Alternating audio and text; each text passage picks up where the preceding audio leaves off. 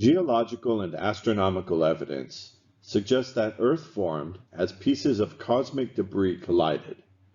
For millions of years, volcanic activity rocked Earth as comets and asteroids bombarded its surface.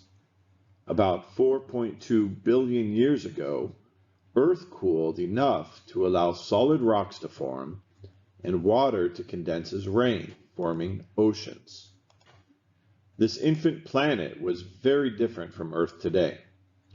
Earth's early atmosphere contained little or no oxygen. It was mainly composed of carbon dioxide, water vapor, and nitrogen, with smaller amounts of carbon monoxide, hydrogen sulfide, and hydrogen cyanide. Because of these gases, the sky was probably pinkish orange. This was Earth on which life began. We now know that many basic building blocks of life form naturally in our solar system. Meteorites and comets contain several amino acids, including those used by living organisms to make proteins. These data suggest that similar molecules were present on early Earth.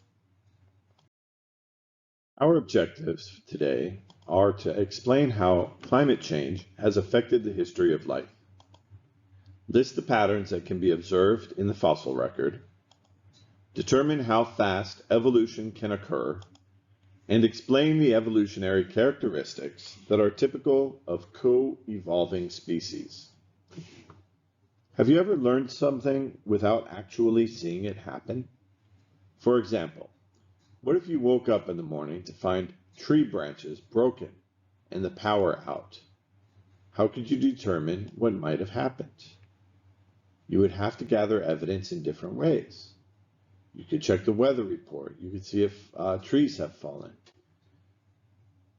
So how have scientists figured out the process by which Earth may have formed over billions of years?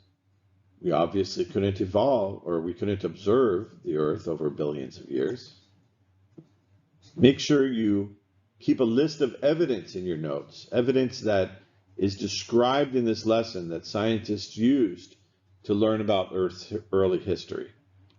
The evidence is really what's most important, not just that you memorize facts that other people have determined are important.